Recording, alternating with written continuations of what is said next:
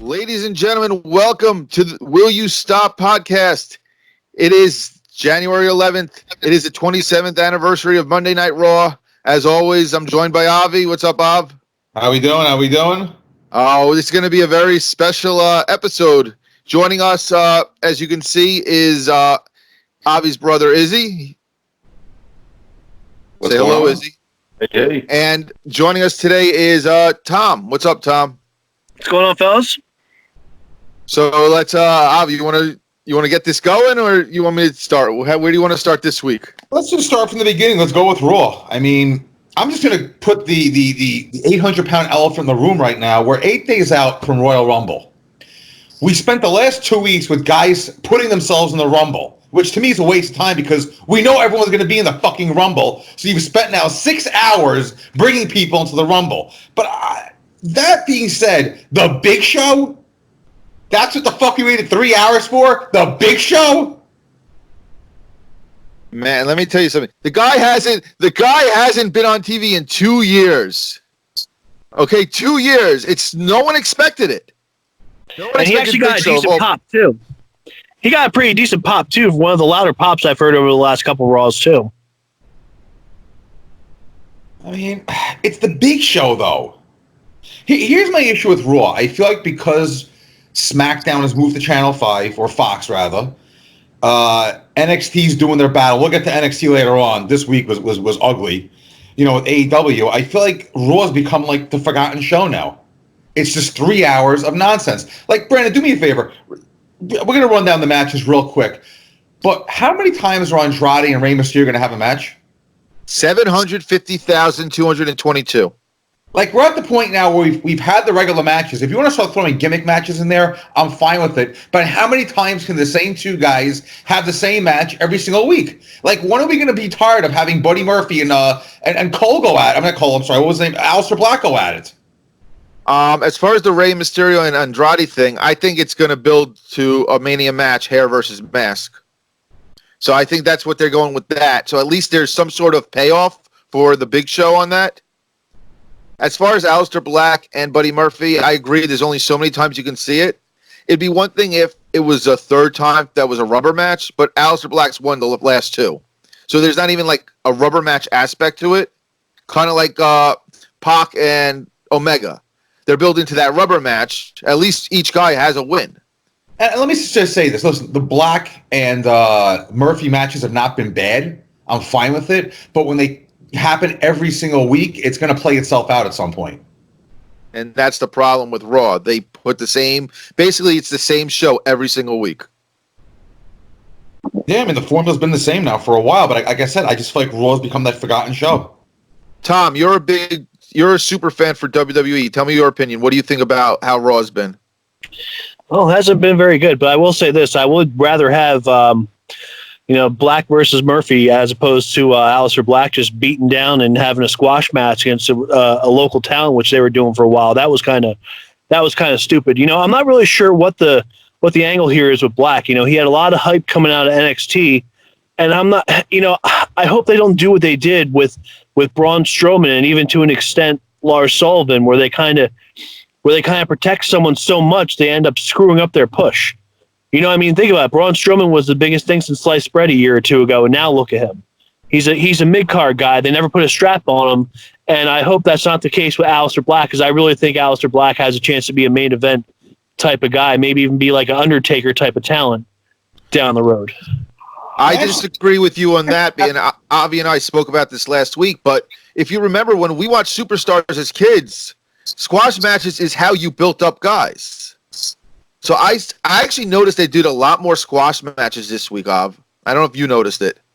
Here's my thing. I have no problem with squash matches as long as they're done the right way. You know, if guys are coming out and they're kind of showing their move set, they're kind of showing their character, they're not building on the characters is the problem I find with a lot of these squash matches where guys are coming in, they're beating the crap out of somebody, some, you know, local unknown guy, but they're not building the character. Like back in the day when Undertaker would come out and squash somebody, they built upon that character throughout, you know, through those squash matches. You're not seeing anything. If you look at a lot of the guys coming up from NXT, what is Buddy Murphy's character? What is Aleister Black's character? Andrade, even to a degree. I like Andrade. What is his character, though? The character development is what's lacking big time right now, specifically really on Raw. We'll get to SmackDown later on. SmackDown's a whole different... I feel like SmackDown's become a whole different animal unto itself since it's gone to Fox. I feel like Raw is more of the wrestling show, so to speak, than SmackDown is. But I feel like the days of building up guys' characters, I don't know if the art form is forgotten, or because even AEW to a degree, they're not building up the characters like I want to see them building up the characters, where we're giving guys wins, we're giving guys good matches, but what is their character? That's what brings wrestling fans to a character, is the character. If Undertaker came out as Mark Calloway, would anybody have given a shit in 1991 about this guy? No, it was the character itself that drew you to him. Even Hulk Hogan, say your prayers, take your vitamins, whatever.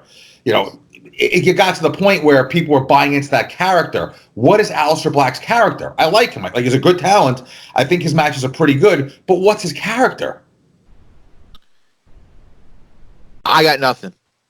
Tom, what do you think? Well, I'm going to disagree about the squash match. Like, squash matches back in the day were good because, A, the whole character thing, but B, there was as much talent back in the day. Now, you've got so much talent to choose from. You got so many superstars that are on the sidelines. I think there's just too much talent to waste, you know, showtime on matches with people that you're never going to see again. So that's my big issue with the whole squash match thing in 2019. Unless it's Goldberg. It's 2020, Tom. But here's I'm a week late. My bad. But here's the whole thing that I have an issue with also with what you have 3 hours of Raw, you got 2 hours of SmackDown. NXT is a whole different thing by itself, so it's 2 hours there also.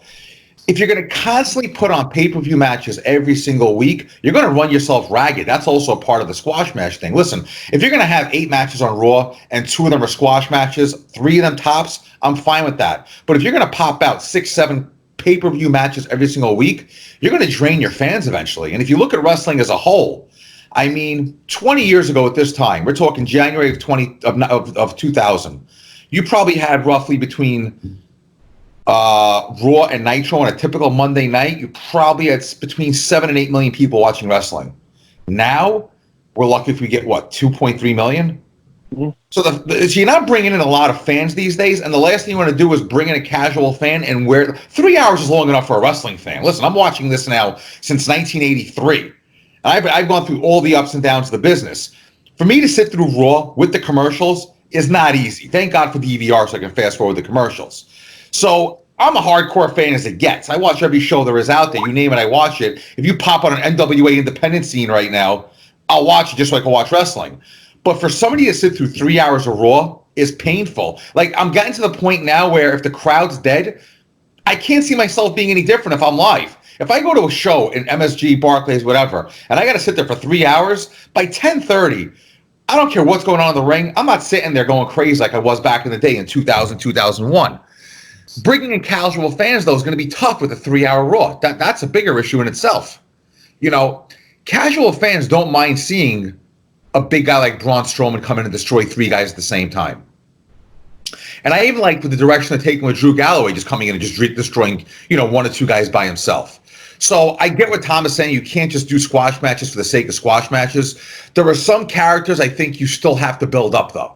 Like Braun Strowman, to me, was a perfect example of a guy who did need probably a few more squash matches for a few more months before they shoved him down our throats. And if you look at it, they ruined Braun Strowman. He's basically turning into your next big show in a lot of ways. And that guy could have been a dominant force for years to come. Had they built up Braun Strowman the right way, had they built him up through squash matches, through tag team matches, and really built him into a monster, we'd be talking about him main eventing WrestleMania this year, probably as world champion. If I may chime in real quick, too, they put him in the ring with Lesnar too quickly. He wasn't ready to work with Lesnar because Lesnar's not the kind of talent that's going to help put guys over and help carry them to a match. I mean, he doesn't screw around, Lesnar. He will hit you for real if you screw up, and that's unfortunately what happened with him. So he kind of they put him in the ring they fed him to the wolves before he was ready. So I'm going to agree with you there. And I'm going to agree with you back in the simple fact that when they did throw him in the ring with Brock Lesnar, he did potato Brock Lesnar and got his ass kicked, if memory recalls. And if you think about it, after that happened, his push went down pretty drastically. Yeah. So I'm curious what the politics at play with that one. We all know as politics in WWE always has been, but I think Braun Strowman to me is the perfect blueprint of what not to do with the guy these days. And you know what? With Drew Galloway, I finally think they're on the point where they're building him up right. I love Drew Galloway. I think he's a great talent, and I think they're building him up correctly. I just hope they don't fuck this up. If I could chime in real quick about pushes, remember Lars Sullivan before he got injured? Did you guys see? On the dirty sheets the last couple weeks, someone discovered him in his past life where he was a gay porn performer. Did you guys see that? Oh, yeah. That's not going to help him. Actually, I've heard that Izzy discovered it while watching his porn. Yeah, so, he was telling me. But, right. But seriously, I mean, Lars Sullivan was another guy that they were really, this time last year, they were hyping him up like the next kind of like a Braun Strowman type person. They were going to feed him a bunch of people, let him squash people, and bring him up as the next monster. And now look at him. You got to wonder, A, he just got fined $100,000 for bigoted and racist comments that he made on message boards years ago. And B, now they discovered that he was doing gay porn. You got to wonder if they're going to release the guy or not. Talk about going from the top of the mountain all the way to the bottom. Yeah, I mean, listen, and if you look at Raw as a whole, Brandon, do me a favor, run through the results of Raw this week real quick. All right, so we talked about Andrade defeated Rey Mysterio. The Viking Raiders beat the Street Profits and the OC in a triple threat. Asuka confronted Becky Lynch. Eric Rowan beat some local guy. AJ Styles beat Akira Tozawa. Lashley and Rusev had their gimmick. Charlotte Flair was supposed to go against Sarah Logan, but they just brawled. It didn't go anything. Drew McIntyre beat No Way Jose. Aleister Black beat Shelton Benjamin. Then Buddy Murphy attacked. And then Kevin Owens, Joe, and The Big Show beat Seth Rollins and AOP by disqualification. So here's my issue, and I wanted you to read that for a reason. On paper, if you just read that to somebody, that sounds like a pretty good card. If you really think about it. Right. To me, that you could have a pay-per-view with that card. It's really not a bad card for a 3-hour Raw. The problem in it, though, if you watch it, the execution just wasn't great this week. You know, the matches weren't terrible. I'm not going to sit here and tell you every single match was a dud. Andrade and Mysterio, their matches are pretty entertaining for the most part. You know, Black seems to always have good matches. Murphy and him, I like their feud. I wish it would go somewhere, to be honest with you. Like, this is if you actually look at Buddy Murphy and Aleister Black's feud, it would have been great had it happened during the Ruthless Aggression era. You would have gotten cage matches out of it, last man standing matches out of it. I have to assume at some point this feud's going to go to another level because the two do work well together. But the issue I have with Raw with this week was, and if you watched it, I'm sure you saw it also, the execution just wasn't there. And another thing too I noticed is they're not really building stable. You know what I mean? I think building stables to get through a 3-hour show, stables are going to be really important, like D-Generation X's and stuff like that back in the day, because not only are they entertaining, they take up screen time and they pick people's interests. You know, I know they're trying to do the whole Seth Rollins AOP thing, but it seems like they're kind of half-assing the whole stable angle and developing stables. That's something I'd like to see Raw and the writers focus on more going forward. Oh, listen, stables have been a part of wrestling forever. I like the way NXT does it with what the hell's her name again? Undisputed Era. Yeah. So I think having a heel stable is always a positive thing. You could do so much with a heel stable. That's one thing that wrestling definitely needs. Raw needs it. SmackDown needs it. I would agree. You definitely need a heel stable. But, you know, finishing up the topic of Raw, I just feel like on paper you're getting what you would look at. It's like, oh, okay, it's not. Because I'll be honest, I didn't watch Raw this week until later on in the week. But I read the results and I was like, this seems like a pretty good card. Then I watched it and I was like, okay, well, on paper it was an A. In execution it was about a C+. But what were you saying, Brandon? I want to touch back before we get off Raw on Drew McIntyre. Is it me or are they turning him face? That seems to be where they're going, right? Yeah. 100%.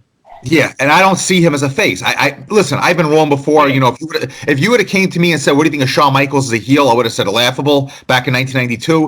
And look what that turned into. So I could be wrong. I just don't see him as that kind of a... To me, he comes across as just a nasty, angry man. I don't see him, as a great face. And the truth is, sometimes a face turn works great as well as a heel turn. But look what turning Lacey Evans turning face did. She's so corny and so annoying right now. I mean, it's horrifying listening to her on the mic. We'll get to her later on. But I mean, be careful with those switches. That's the whole issue. You know, if you're going to make a change, don't make a change for the sake of making a change. I feel like honestly, here's my reasoning behind it. I think they're turning Drew McIntyre face because there's nobody else. Who's your main face on Raw right now? Kevin Owens and Samoa Joe, honestly. And Joe just turned.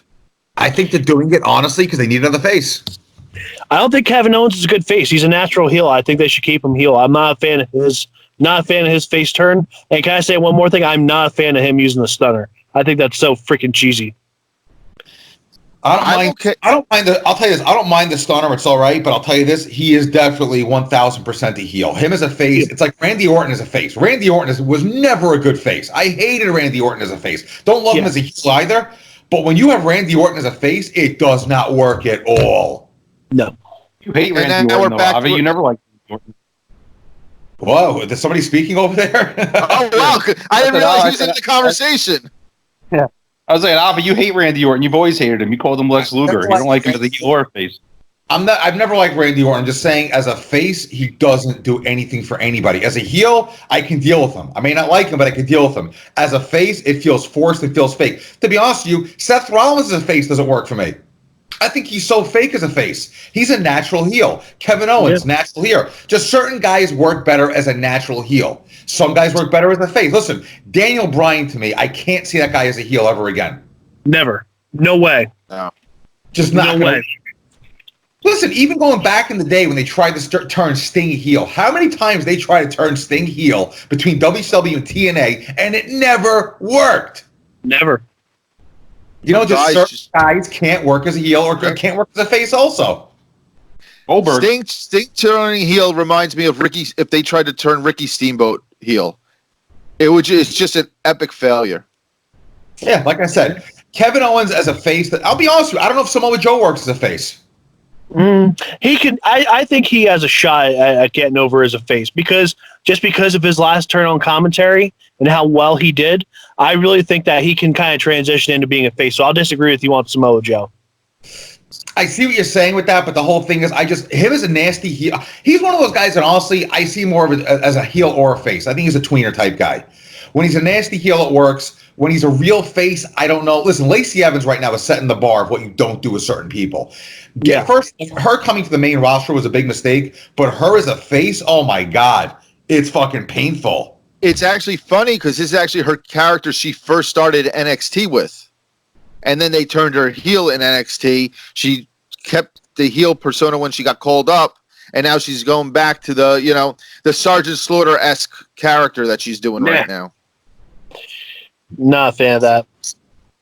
Listen, at the end of the day, we discussed it before, and I'll say it again. My biggest issue with WWE is the character development. There are certain characters, you sit there and you're like, okay, I like this guy. What's he doing? A perfect example. Here's a guy that, quite honestly, I felt like, I wouldn't say WrestleMania, but should have been main eventing pay-per-views, at least in a chasing the title role, but never got that break because we never got his character, Cesaro. Yeah. That guy's got all the talent in the world, ring work wise. He's been over like Rover since day one. Everyone likes him in the ring. Everyone likes him, period. But what's his character? And that's the bar was all right. I think the bar kind of let him develop a character a little bit, but other than that, I'm going to agree with you. How about this? Why don't they do more vignettes for these guys? A 30-second to 1 minute vignette during Raw showing you what this guy's motivation is or what his character actually is. Have Aleister Black had the whole, someone's going to knock on my door. But what's Buddy Murphy have? He's a former cruiserweight. That's all we know about him. He's a ginger. You do more character type pieces like that, and you might finally push something to connect with the audience. So that's the issue, the audience connection. We talk about how dead the audience is. Well, what are they cheering for? They're cheering for guys. And if you think about it, when you see a good match, the audience does come alive during a good match because they're appreciating the in-ring work. But you're not going to get cheers or boos for a guy that you're not getting the character. Listen, you give the fans a great heel character, they're going to boo him out of the building. You give the fans a great face that they believe in, they're going to cheer him until they turn blue in the face. That's how wrestling fans are. Wrestling fans are loyal fans when it comes down to it. You know, an example, which we'll get to later on, was with Chris Jericho. I don't think Chris Jericho's going to get booed again no matter what he does at this point in the business. Yeah. And that's the thing. I think as a heel, and we've seen it before, you're so over, you're going to get cheered. Yeah. Brock Lesnar's been a heel since the day he got back to WWE, and he gets cheered. Why? Because he's that over as a heel. And that's just part of the character development we're not seeing. So moving on now, let's get to the main shows. The only shows that we actually enjoy watching. Wednesday Night Wars, NXT, AEW. So this week I was listening to Brian Alvarez going over the ratings for this week, and NXT just got crushed this week. It wasn't even a contest. Yeah, from what I was gathering, AEW just missed beating out the NBA for Wednesday night.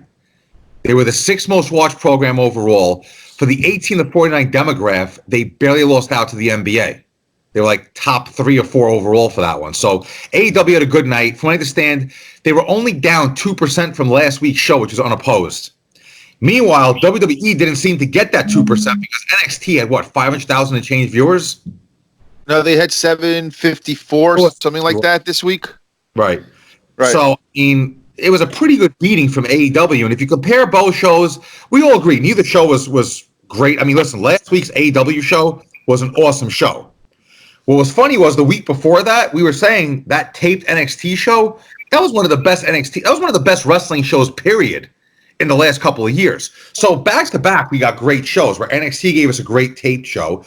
AEW gave us a great live show. Then we come to this week, and I would say AEW gave a pretty good show. NXT was really disappointing. I feel like NXT just did not give a shit this week. I completely agree with that. I told you that earlier. I feel that NXT did not give that high quality pay-per-view type quality show that we've been seeing a lot lately. I feel they kind of just, it's almost like a reset for the new year, and they weren't sure what direction they want to go to. I think the fact that they don't have an actual takeover coming up for Royal Rumble weekend is throwing Triple H off. And he's kind of in the boat where he's going to start building towards the February takeover. So I think this Worlds Collide thing is he's just not sure how to handle that. I mean, you had Rhea Ripley seemed kind of uncomfortable on the mic this week. She did. I like her, but I did not think she was ready to be champion yet.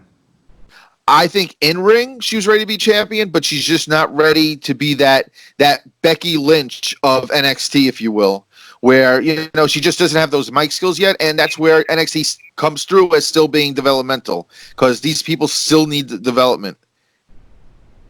Agreed. But my whole thing is this, AEW, like I said, it was by any means was not a great show this week. It was a good show. It was the segment with Jericho and Mox that was fun. Mox is a guy I didn't even like, is Dean Ambrose. He's grown on me since he went to AEW. Jericho has been gold since day one.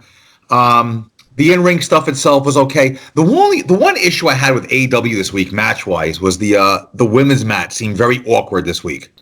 Seemed like a very almost rushed, very awkward. It was almost like I felt like they told the girls backstage, hey, listen, we don't have a lot of time, just kind of get through the match. It just was a very awkward match. NXT-wise, the matches weren't bad. There was just nothing behind them. There was almost like no reason to watch NXT this week. As far as the Rio and Chris, what's her name, Statlander match, I feel that, like you say a lot about WWE, they tried to get too cute in that match and tried to do too much. You had the title match, you had Brandy talking on commentary, then you had try to fit in her Nightmare Collective issue with Statlander. I think they tried too much to get too much in that small amount of time, and it suffered. I'll tell you, that's a show that could use 3 hours. They have so much talent on that roster, and they have so many different angles and stuff. I don't think 2 hours once a week is enough for them. I think they could use a 3 hour show. See, they're only, you got to remember, they're only 12 weeks in. They're still building stuff. So you can't push I mean, technically they do have 3 hours out there because AEW Dark is a hour show that they have. I mean, there's only so much you can do. You don't want an overabundance. We already have, for WWE, we have 7 hours of TV a week. I think 3 hours is too much. I would not be shocked if by the summer. I'll say this, by the summer, I honestly feel by the summer, AEW is going to be 3 hours long. I can say that because honestly, you're at the point now where AEW ends and it feels like, ooh, why did it just end? Like I feel like it's a lot more to cover. A lot. I feel like when NXT ends, like okay, that was the show. Raw ends, that's the show. I feel like AEW ends, and it's almost like when you're on the phone with somebody and the phone disconnects and the end of the conversation, you didn't get a chance to say goodbye. That's how I feel AEW is at the end. I feel like, wait, they have more to show us. What's going on here? I think it's got to do with time management because they seem to go down to that very last second, and it's like a hard stop as opposed to just slowing down to a stop. Yeah, but I they're think they're always introducing new talent, new people, and new characters and stuff. And obviously, they're going to be acquiring some new people coming up. I mean, let's face it, it's only a matter of 2 more months until Brody Lee is going to be debuting and stuff. You know, they recently introduced us to the Butcher and the Blade. I mean, they supposedly, I guess, from what Cody was saying, we haven't seen anywhere close to the whole roster yet. So, you know, if they're having a hard time kind of getting people in and whatnot, I definitely think they're going to need to go to 3 hours sooner than later. Well, here's my thing. From what I understand, their roster's 40, 50 deep. We've definitely we have definitely not seen 40 or 50 guys. I'd say at this max, we're at 20, 25 maybe. What did you think about DDP's involvement this week with MJF? Not a fan. Yeah, I was never a fan of DDP to begin with. I don't think they need a guy like DDP there. Honestly, I think MJF doesn't need anybody at this point. MJF is good on his own. They're trying to be WCW 2.0. That's what this comes down to. I really think they're really trying too hard to be WCW. I mean, Tony Khan has stated he gets a lot of ideas from the old WCW days. I don't know if I'd go that far with it, but I think that segment with DDP, that was definitely WCW-ish. It wasn't a necessary segment. I don't think they need the guy. Like I said, I was never a big fan of him. I think MJF is fine on his own. There's some guys I like the way they're building, but like I said, I mean, we've only seen 20, 25 guys. It's like half the roster we haven't even seen yet. So they got a lot more to show us, it seems like. Why is Orange Cassidy so over? Is it me, or am I just not getting it? I'm going to tell you why he's over. I'm going to tell you why he's over. This is the bottom line is this. We're wrestling fans. Character development. He has a character that we can all look at and go, yeah, I get it. He's just a lazy fucking guy who's a little bit arrogant, a little better than anybody, and doesn't want to put his effort into it. There's something about him that resonates. And like I said, that's character. They developed this character. Listen, a good example with AEW, for instance, especially as characters go. I'm hearing a lot of people complain about this whole Dark Order stuff. People, that's professional fucking wrestling. We have spent almost the last 30 years cheering a guy who is dead. If I could add to that too, there's another angle we're not covering here is kayfabe. And if you look at Orange Cassidy's Instagram page, he does a really good job of keeping kayfabe. He's always just kind of like, hey, I'm not really giving a fuck about anything. You know what I mean? Like he's not going off showing his engagement pictures or showing him being buddy with the guy he's going to be wrestling the next week. You know, he kind of just keeps in character on his Instagram. I think that's helped as well. You know, I think kayfabe is a lost art, and I don't think that gets enough credit either nowadays. Oh, I agree.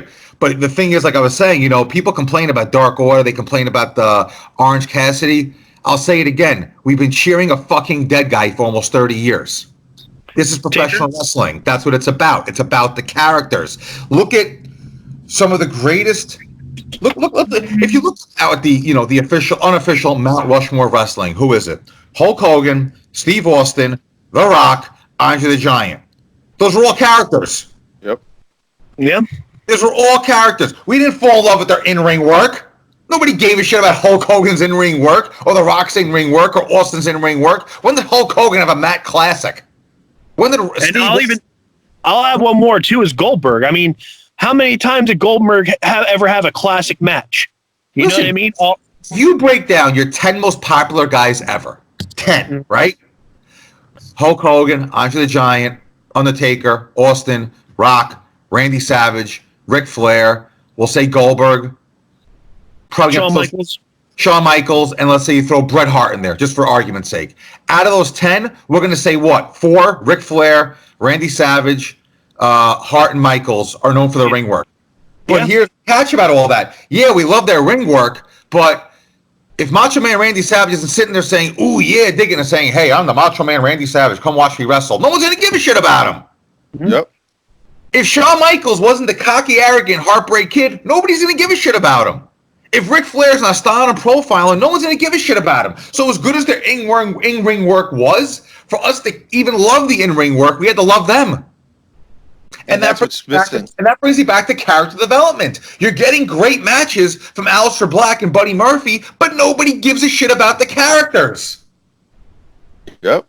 And that's WWE's biggest thing from the top to the bottom, from Raw all the way to NXT, is lack of character development. Unless they're coming in from somewhere else with their same character, they're not. These characters aren't being developed. Let's look at the big hottest guy they got in NXT right now, Keith Lee. Besides being a big guy who's athletic, what is his character? He doesn't really have one. He doesn't have a gimmick. And that's the thing about wrestling. You know, we love to say we just want some good matches, but guess what? You need the characters in the matches. It's a fucking soap opera. Unless you NXT is too heavy on the good in-ring wrestling. They pretty much have shoved character development to the back burner, where NXT is pretty much just straight up in-ring work, great matches. Right, which listen, we love the great matches, but for the fans to be involved, for the fans to go crazy, for the fans to give a shit, they have to care about the characters. And that's what's lacking in WWE. Where on the other side, AEW, they're getting pretty good at character development. Guarba, great character development. MJF, that's the blueprint for developing a great heel. To me, MJF is going to wind up as your prototypical heel champion, where he'll get out there at the last second with a victory or a count-out loss, or almost like the way Honky Tonk Man was back in the day. It'll drive the fans nuts. But the fans now are different. Where MJF is so over as a heel, he's getting cheered. He comes out and he gets a pop. And he's such an asshole, and it's great. Jericho, same thing. So AEW is definitely doing better than WWE as far as character development goes. But with that, I just feel like AEW a lot of times, they want to kind of hit you with the best of both worlds. We're going to give you character development, and we're going to give you great matches. You better go to 3 hours then, because 2 hours is not going to cut it. And here's the problem. Because if you look at because here's the thing, I can give you character development for 2 hours. That's not a big deal. You're not going to get great matches out of it. Hence, Raw during the Attitude Era. Or I can give you 3 hours of great wrestling with no character development. Hence, Raw, which you're getting a lot of times these days. Pick your poison. So I think that middle ground's got to be found somewhere. And I think AEW's on their way to finding it. I think NXT has the match in-ring work stuff done. Just the character stuff there is not happening. And here's what AEW needs to start doing. All right? Obviously, WWE is the wrestling industry, and it's been the sole dog on the market for the last 20 years. But I mean, think about it. You got their head commentator, JR. What's he doing most of the week after AEW? Grilling with JR. What's he talking about? All the glory days of WWE and all the crazy experiences and storylines he covered in WWE, right? Talk is Jericho. What's Jericho talking about? Depending on who his guest is probably about his time and stuff in WWE. When you see Cody Rhodes on Twitter and stuff in real life on Instagram, what's he doing? He's arguing with fans about WWE. They need to get away from the whole WWE thing and just focus solely 100% on AEW. Well, as far as JR goes with his podcast, you're talking about his 30 years experience in the business. It's mostly WWE or early WCW, NWA. I mean, there's really not going to be any stories about AEW to tell yet. It's only been 12 weeks. You know? Maybe then they need to bring him to more of a backstage character. Instead of being the lead commentator, maybe they need to bring him towards like a backstage character, kind of like how Bischoff was when he first got into WWE, or kind of like a authoritative figure, instead of being like the face of your commentary team. That's just my issue with it. Do you not remember when JR was a character on Raw twice and how that went into the shitter? Or were you a fan of Glenn Jacobs as New Diesel? Well, that was a disaster. I'll give you that one. But still, I just think when you have your lead commentator on AEW, when all he's talking about pretty much is his experience in WWE, I just think it's kind of like the ex that continues to hang around. It's like you're with a boyfriend or a girlfriend for like 5 or 6 years, and all of a sudden you break up. Yeah, you keep texting them. Like, you keep allowing them to rope you back in. You keep hooking up with them, and you keep allowing them to mess your head. I kind of feel like that's what JR is doing, and to an extent Jericho is doing with their podcast. I'm just saying it's hard to build a new brand when WWE occupies such a big space in your brain. I mean, that's just my thing. I get what you're saying, but you got to look at the industry like this. WWE now has been around since 1963. You know, that you're talking, that's going to be what, 57 years this year. AEW's been around for 12 weeks. So, you know, first in wins, as they say in business. And this is one of those things where just they've been around so long and they're so entrenched really in the pop culture of America that, you know, walk over to a person in the street. You ever watch wrestling? No. Do you know any wrestling federations? Oh, WWE. Of course, everybody knows it. It's just the way it is in the industry. Is it going to be the same thing 5 years from now? Who knows? But the simple fact is that, you know, from March of 2001 until just now, you know, I mean, you really can't count TNA for what it's worth. We've had nothing to talk about wrestling-wise except for WWE. So you're talking, you know, almost 19 years of dealing with the same company week in and week out. It's going to take a little while for people to kind of get out of that habit if you think about it. I mean, he's right. I mean, there's only so much that's ingrained. It's so much that's ingrained with WWE. It's like, it's more than just wrestling. It's a brand name. What do you want to? What kind of soda do you drink? Coke. It's just a brand name because it's so enthralled. You know, Energizer, any battery, it's an Energizer, or it's a Duracell because of those brand names. WWE is like this brand name that is synonymous with wrestling. AEW, give them 5 years, and I'm telling you, we're gonna have, you know, more of an even kilt. But after 12 weeks, you got to give AEW more time. They're basically Who says you're going to be around 5 years? They'll be around. They'll be around. Come on, Listen, it's been 12 weeks. Stop. Financially, they're fine. Tony Khan is worth about $7 billion, so he's worth more than Vince. And right now, they're in the black. They're not in the red. They're not hurting right now. They're not losing money. They're automatically going to make $30 million this year alone from the TNT deal. So TNT has already given them $30 million. That doesn't even include merchandise sales, ticket sales, or any of the. I'm sure they'll be selling, you know, all plenty of stuff. So AEW, I think, will be alive and well 5 years from now. Let's think of the other bad thing that you're talking about. AEW going to 3 hours. You know, that's just going to mean that NXT, that means, is going to move to 3 hours as well. They can barely get to it. Let's be honest. So, NXT is having a hard time filling those 2 hours. Because let's be honest, there's some shows where there's a lot of filler being thrown in there. To me, NXT is like a bookend show. They'll have good at the beginning, they'll have good at the end, but that middle is like me, soft. It's soft in the middle. Well, I think that's the biggest problem. The issue with NXT became very obvious in that taped show we watched. What was that? I think Christmas night, was that? Right, yeah. That was the best show any federation has put on in quite some time. Top to bottom, it was 5 to 6. What was it, like 6 solid matches? None of the matches meant much, but they were all solid matches, solid in-ring work, and they all went a decent amount of time. Like, they weren't too long, they weren't too short. They were just, you know, it was a great, overall, it was a good, entertaining show. And the issue is, you had a great taped show, but this week when you go head-to-head again, you gave a shit? Like, what are you doing? Yeah, it was matches with basically no storyline. So it was matches just for the matches, but you knew who the wrestlers were. It wasn't just like these faceless wrestlers wrestling a match for the sake of wrestling a match.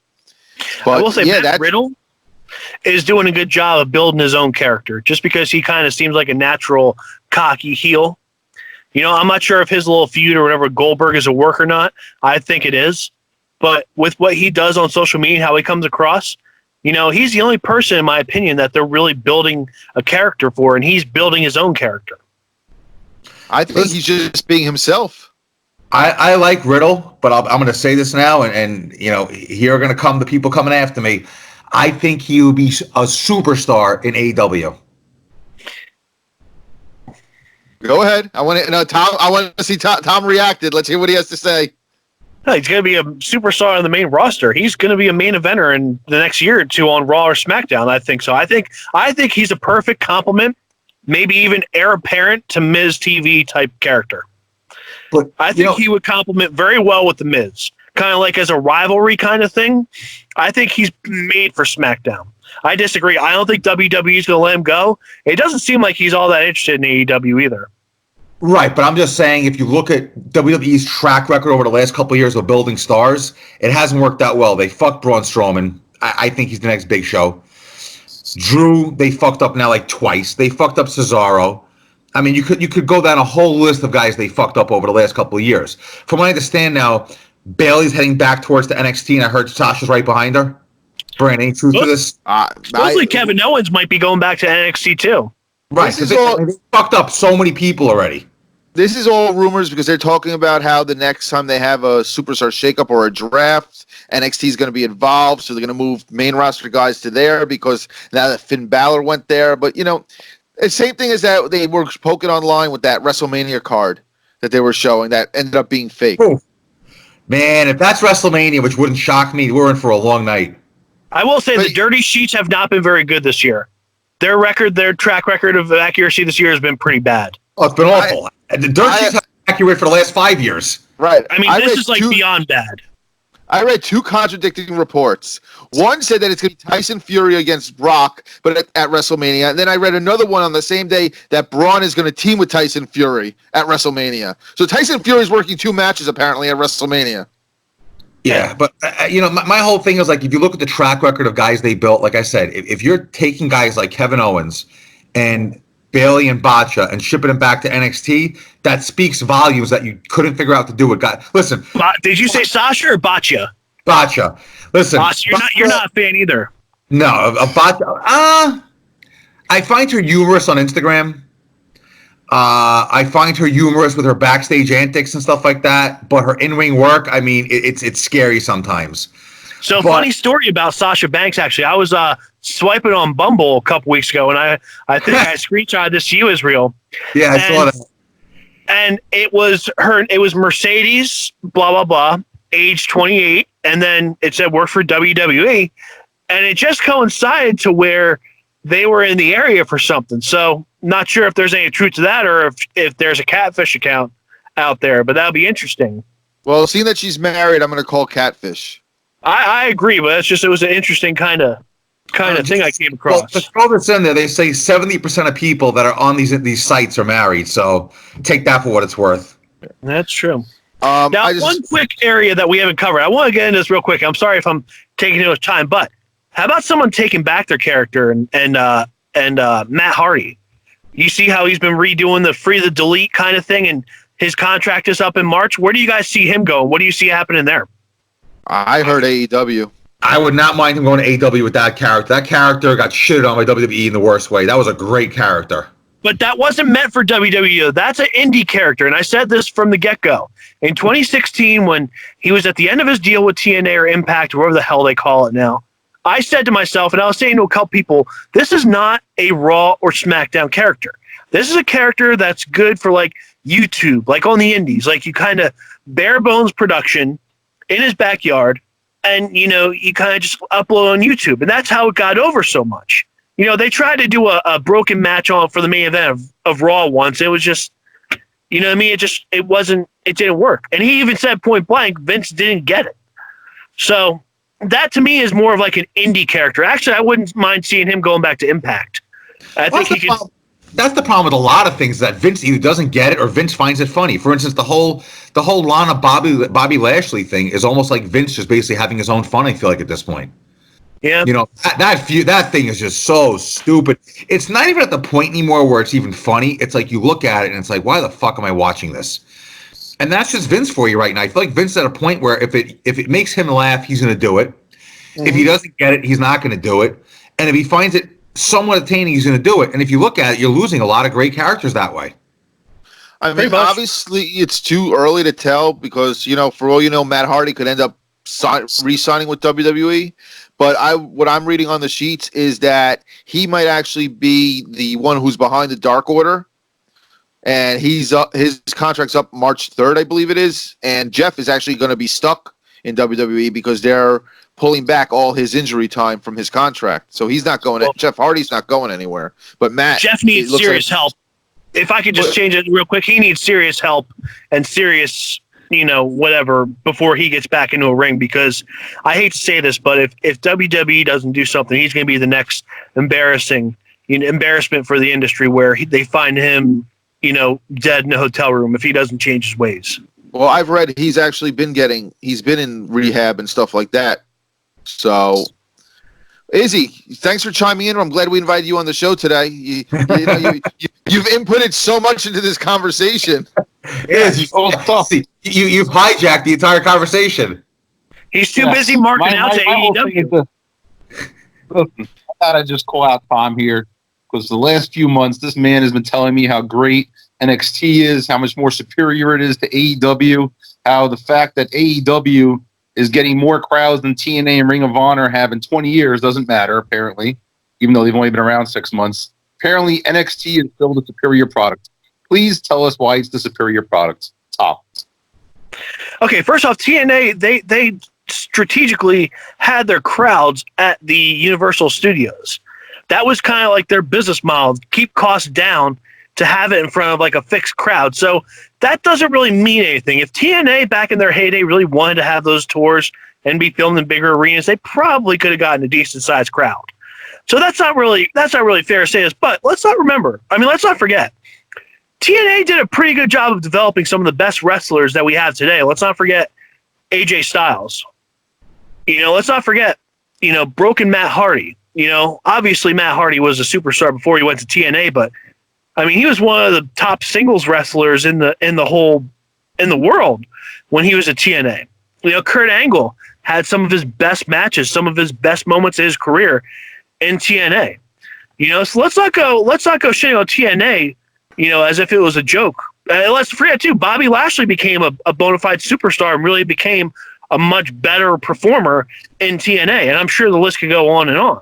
Listen, I've been saying this for years. TNA at one point had a very, very, very good roster. If you look at TNA's roster throughout its history, first of all, you had a lot of WCW main eventers that were still around, your Stings and guys like that. You had Kevin Nash there for a while. You had DDP there. You had Mick Foley there. You had Booker T there. Christian was there for a while. Rob Van Dam was there for a while. Samoa Joe. AJ Styles. So you had a great roster there. You had some of the greatest stars ever there. They just couldn't put it together booking-wise. No matter what they did, no matter what angles they came up with. And the in-ring action was great. You had some amazing matches. Oh, yeah. Especially out of the X division. But no matter what they did, they just couldn't get their shit together. And for me, from a booking standpoint. Now, women's wrestling, let's not forget, too, they deserve the credit for putting women's wrestling on the map because WWE was kind of following in their lead. When they had the Knockouts division and all that stuff, TNA is the one that really put women's wrestling on the match and in the forefront. Yeah, I have to agree with it. You had Awesome Kong in the matches with Gail Kim. Gail Kim was. If TNA didn't emphasize women's wrestling, I don't think you would have seen a women's evolution in WWE. Yeah. And the other thing, too, is, what I'm saying is, though, back to Israel's point, though, is, I don't think you can. No, not really. I'm giving him too much credit. But the biggest problem with AEW is that there's too many cooks in the kitchen. You got too many executives, like the Young Bucks. What business do they have of being executives in any capacity? I'll give them credit. They were able to be indie darlings. They were able to monetize on their characters, and they were savvy businessmen on the indie scene. But that doesn't translate into running and being an executive in a major wrestling promotion when you're trying to take on the behemoth that's WWE. Same thing with Kenny Omega and Brandy Rhodes being the chief brand officer. What qualifications does she have being the chief branding officer? And it seems like they're kind of giving people power to entice them to come over. And I think at some point, egos are going to get in the way. I think that could be AEW's downfall. Well, I'm going to correct you on this. They have maybe the EVPs, but it's still Tony Khan making the final decisions.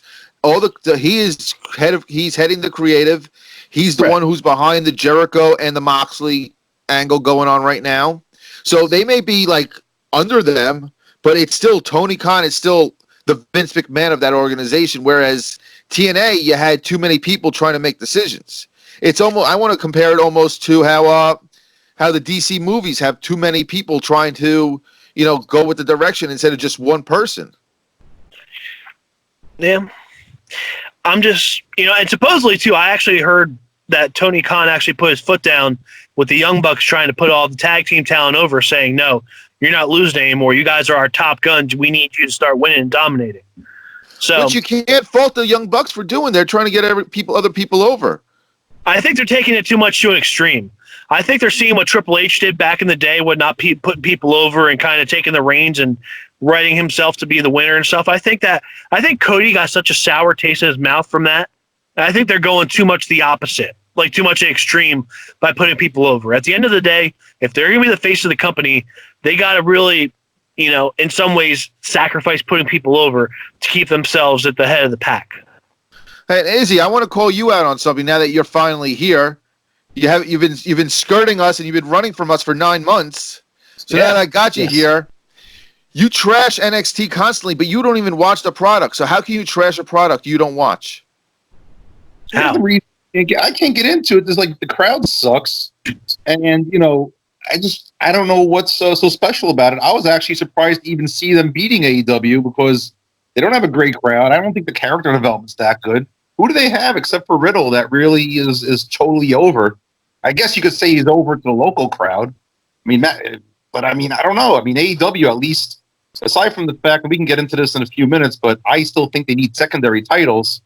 AEW still is a more exciting show. The crowd is super into it, and I think they have more developed characters at this point, only a few months in, to be honest with you. I'm going to disagree with you on something. You're saying that the crowd in NXT isn't into it, and that's bogus. You're saying that only because it's a smaller crowd. If they were in a regular arena with the same reactions those 900 people give, you wouldn't be saying that. Yeah, you're only saying it because it's in a smaller place. So in your head, you're saying because it's smaller, it's a different reaction.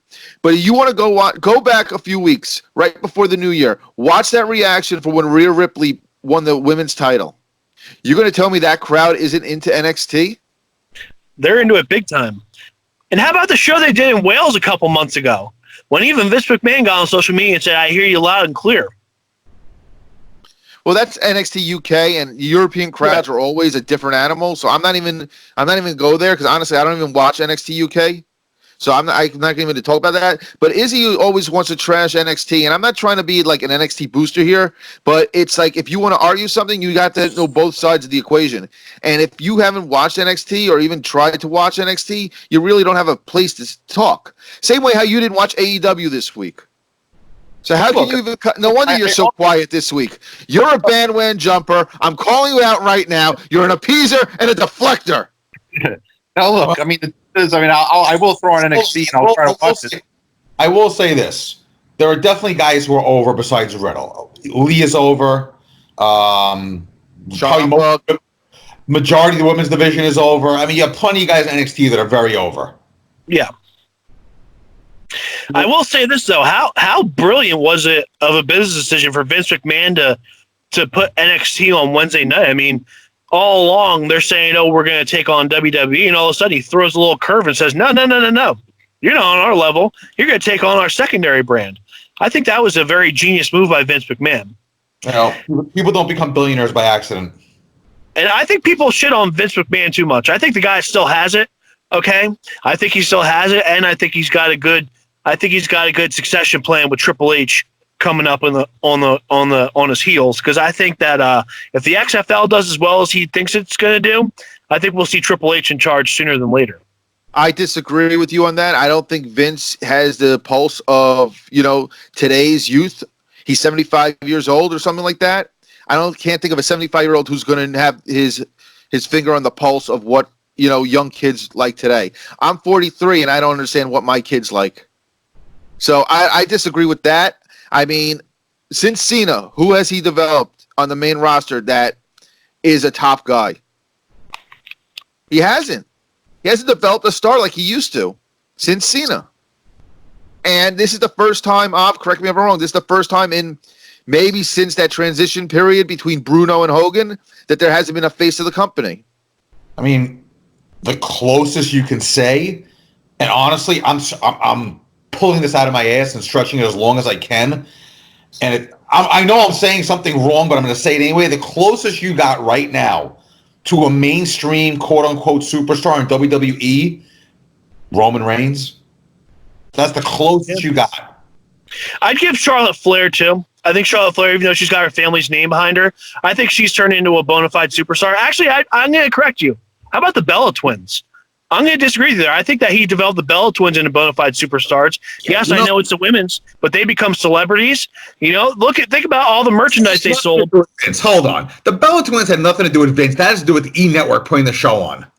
No, I disagree. I really think that their success on the E! Network, though, was because of their popularity in the ring, and it kind of carried over. So I'm going to disagree. I give McMahon credit. Because Nikki was fucking John Cena, and historically, if you're fucking the top guy, Vince will look out for you. End of story. I'll put it out there right now. Notice Andrade's getting a big push. Why is that? Who's he fucking? Yeah, Charlotte Flair. Exactly. So you know what? It's not what you know. It's who's inside you. Now, can I talk about something I want to happen really badly? I don't know if I'm jumping the gun here too much. I want to see Otis get with.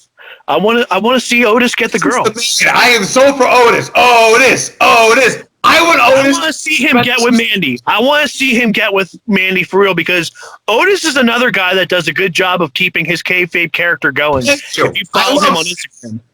I love Otis. I have been pro Otis since day one. That man is going to be main eventing a major pay-per-view at some point. Otis has it. Trust me.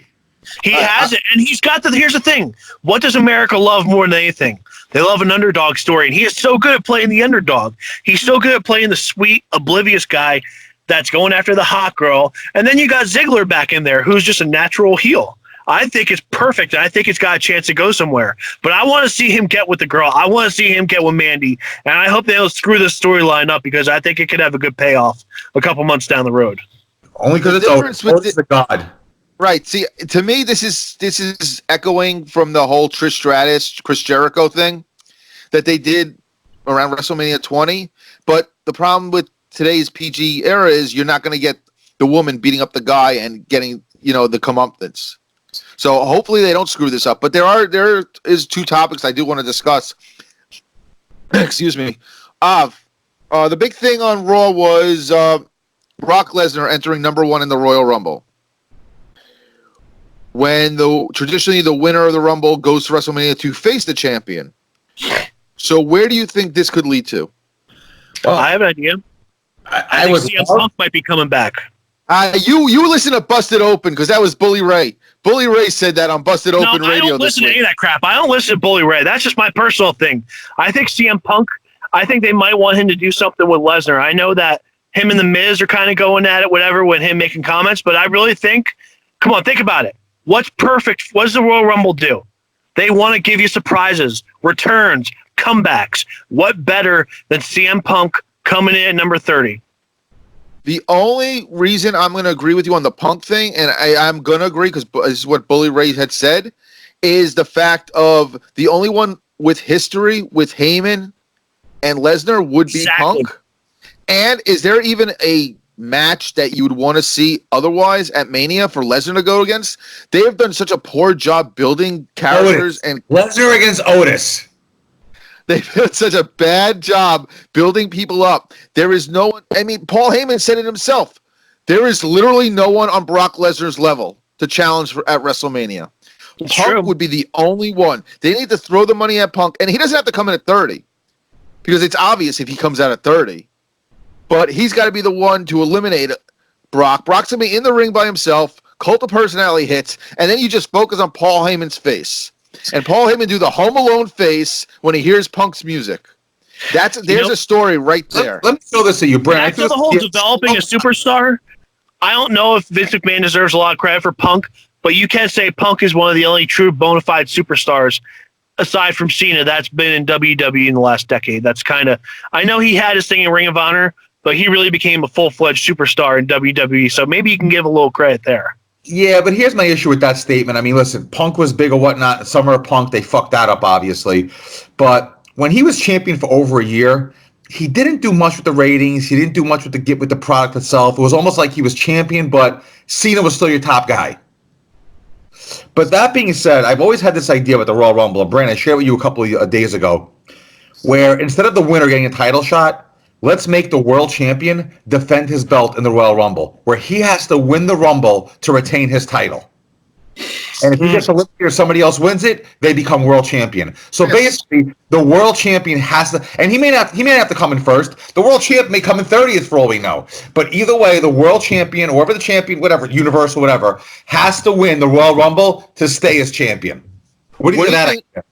First off, they did that in 2016, and it gave them their WrestleMania main event.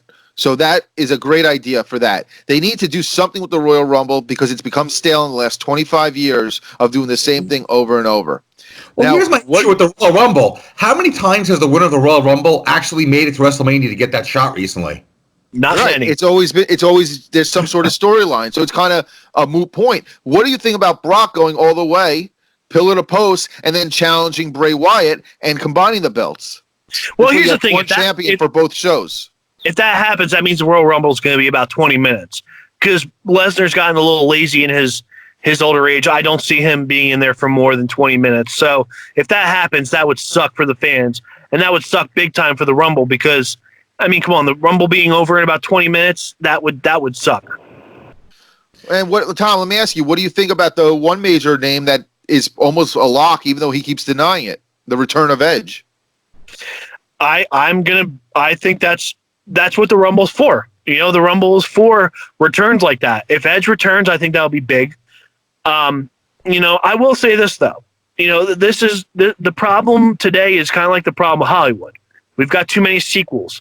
We got too many rehashes. You know, we got too many, you know, bringing back shows like, you know, like Will and Grace and Roseanne and all that stuff instead of having new original shows. You can only do that for so long. So as much as I liked Edge, I wouldn't love to see that because I think that, you know, he already had his heyday. You know, he already had his moment in the sun. And I think trying to rehash that would be doing what Hollywood does. However, I would much rather see an Edge come back and come in as opposed to, say, Hurricane Helms or some other washed up has-been, never was superstar. See, the one thing I disagree with you on that, Tom, is the fact that I think that, like Daniel Bryan, Edge didn't get to retire on his own terms. He was forced to retire. He came closer to that, though. Let's face it, though. Daniel Bryan was a lot younger than Edge was. I think what was Edge? Was he like in his mid to late 30s? And let's not forget, Edge came in at a very young age. Now, I went to a house show in 1999 in Philadelphia, right? The opening act was The Brood, Edge and Christian, right? So Edge made his WWE debut in what, 97 or 98, something like that? Right. Maybe 99. So Edge had a solid 16-ish year career. So he had more, and he had a good decade on the main event scene. So let's not forget, Edge had a lot of time, where as opposed to Daniel Bryan. I mean, he really got over the summer of like 2014 was when Daniel Bryan became a superstar and then having to retire a couple years later. So I don't really agree with that point. I think Edge had a very long heyday. So I don't really agree with that point. Right. And then the other thing I want to talk about, because Izzy brought it up, is Izzy going to join us? You're going to keep walking around? Yeah, what you doing? Where are you? He's shaving. He's freaking picking his nose. Okay, we've had this argument a lot, and I want you to present it here on this forum. You keep pushing for a secondary title with AEW after 12 weeks. I want to know your reasoning behind it. Why do you think they need a secondary title now when they're not properly pushing the tag titles or the women's title? We're the main title. I disagree with that. AEW is pushing the world title above anything else. They have no storyline for the tag titles right now, and they just started somewhat of a storyline with Rio. But Izzy, I want you to present your case because I disagree with you, and I think Avi does too, if I remember correctly, that they don't need a secondary title right now. I know, and I've discussed this with you guys before. The thing that really gets me on this. You hear me? Yeah, you got some feedback. Stop moving. You're breaking up. Okay. All right, I'm sorry. The thing that really gets me with the lack of secondary title, after Jericho does this thing with the Inner Circle, whatnot, what are people really doing with that? Got to have some sort of chase or something else to honor when Jericho canceled the show. Yeah, he's breaking up still. Yeah, you got to stop moving. We couldn't. You totally muted out. Let me know, and I'll switch off the Wi-Fi and go to regular if it keeps up. Yeah, that would probably help. 'Cause I'm taking a crap right now anyway. God. Can you hear me better? Is it good, guys? No, it's pretty bad. All right, let me get off Wi-Fi. Oh no, you're talking about Izzy. Avi, I'm sorry. I'm going to quote our show, but will you stop? This is a podcast first, ladies and gentlemen. I don't care what podcast you listen to, whether it's JR, Bruce Pritchard, Bully Ray. I don't care. For the first time in podcast history, in the middle of a show, one of our hosts is taking a crap. Yes. Is it so? Oh, my Lord. Okay. If I go back to the damn it. If I go back to the AEW title, you saying they push it well, I disagree. He's having a title match with Darby Allin and stuff. Come on, in what universe is there a real believable chance that Darby Allin is going to take the strap? I like Darby Allin. I like Darby Allin too, but he's not going to take the strap. So all I'm saying is they've been giving Jericho a bunch of jerk-off title matches where they never gave you any title matches, in my opinion, yet, where you actually believe, hey, this guy might actually take it. I mean, come on. I disagree. The match against Scorpio Sky. I thought for a minute he was going to win that belt. No way you can give a guy like that the belt. No way you can do that. So that's just my biggest issue is like, why? Maybe they're working to a payoff or a build-up or something, but why haven't there been more matches between him and Cody, maybe getting Omega in there? I don't think they've utilized Omega right so far either. Well, Cody doesn't get any more title shots. That's the whole point of the MGF program. Okay, but what about Cody? Or I'm sorry, Cody. What about Omega? Omega or someone. Why hasn't Omega been used in the main event scene? Omega is the only bona fide superstar besides Jericho that's on that roster. Why aren't they using him like a superstar? I think because there's time for it. He doesn't need to come out of the gate being the top guy. He was the top guy in Japan for years. Everyone's expecting him. I think AEW is trying to do stuff that people aren't expecting.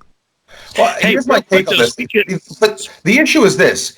If you push Omega too much too soon, what do you do with him then? You know what I'm saying? Omega's been around for a while. Majority of fans know Omega from his work in New Japan. You put the Not belt on really. Omega. The casual fan doesn't watch New Japan. Jericho said so himself, and I agree with that. See, the casual fan doesn't really know Omega that well because the casual fan that they're trying to get doesn't really watch New Japan.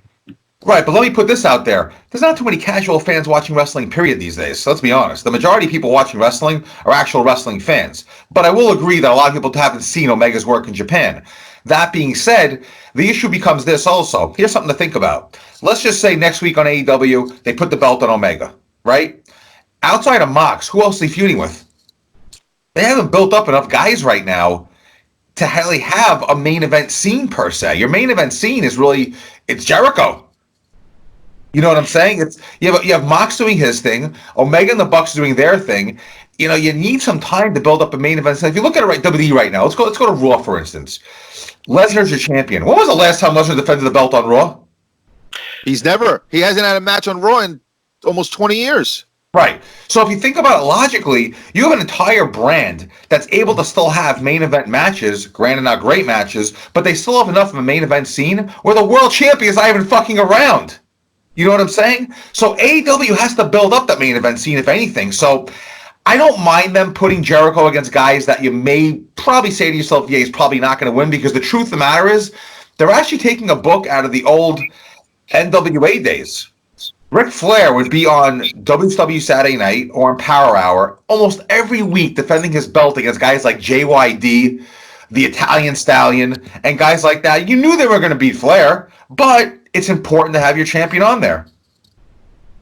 I think the problem is the space between pay-per-views, and they're just building a one storyline to that pay-per-view. So you're having every 3 months a pay-per-view. Why didn't you do a program with Jericho with someone else before going to this Mox thing? Now that Mox turned against the Inner Circle, you still got freaking almost 8 weeks to their pay-per-view. And this is where they need to start doing some house shows. This is where house shows kind of help out a little bit too.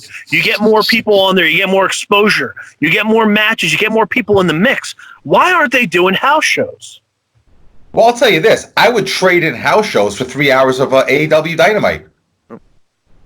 Because let's be honest, the amount of commercials AEW takes really isn't that much. I mean, they go to that split screen more than they actually take commercials. So out of 3 hours, you're going to get a good 2 hours, 45 minutes straight of wrestling. I say dedicate your first hour to character development and then give your next 2 hours to the regular show.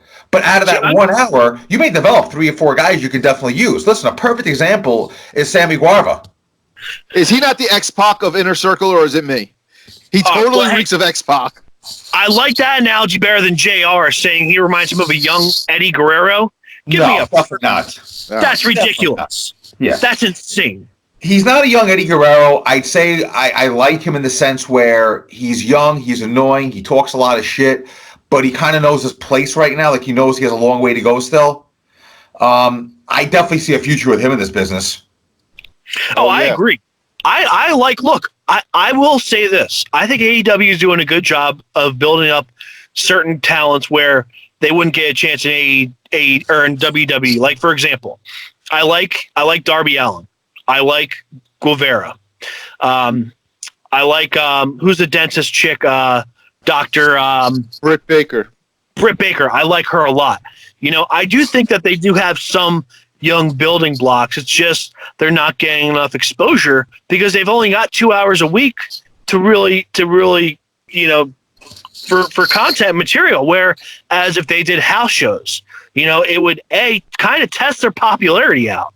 I mean, it's kind of easy to sell out shows when you're only doing one a week. But I mean, obviously I'm not asking them to do WWE's insane schedule where they've got like 6 or 7 shows a week. But I wouldn't mind seeing AEW maybe doing like a house show or two a week or every 2 weeks, just to kind of test the water, to test out new material. I mean, where do you think these comedians on national TV, what do you think they do? Do you think they just come out and test their material in front of a live audience? No. They work these smaller clubs a couple of times here and there in between to test out their material. Well, that's you're forgetting the point that it is only 12 weeks in. They don't want to do the house shows right away because, one, they feel it's a money pit. 2, they don't want to overwork the talent and rather have the talent on Dynamite instead of injured because of house shows. Well, if you're talking about injuries, why are they cool with Darby Allin building a freaking skateboard ramp? If you follow him on Instagram, why in the hell are they letting him skateboard the way that they do? If they're concerned about injuries, I mean, what happens? I mean, they're trying to be like the anti-WWE, not micromanage. But let me pose this question. What happens if Darby Allin breaks his arm, breaks his leg, and is out for the next 3 to 4 months because he was skateboarding? Then how cool are they? Right, but Darby Allin isn't being pushed as a top guy either right now. If he was off TV for a month, there wouldn't be a big loss in their storylines. No, but they plug Darby in when he needs to be. But that's going to take away from their originality, the original mix they have. Then they're going to have to go with the already established ex-WWE guys. Like, for example, you know, Sean, what's Dillinger's new character, Sean Spears? You know, it kind of feels like they're kind of relying too heavily on the ex-WWE guys like TNA did. I mean, let's face it. We could pretty much count down to when Brody Lee, you know, what was his face in WWE? Luke Harper, when we already know when he's going to debut. It's only a matter of time. So you need the Darby Allins to be in there because they need their flair of originality, as opposed to who are the top guys right now?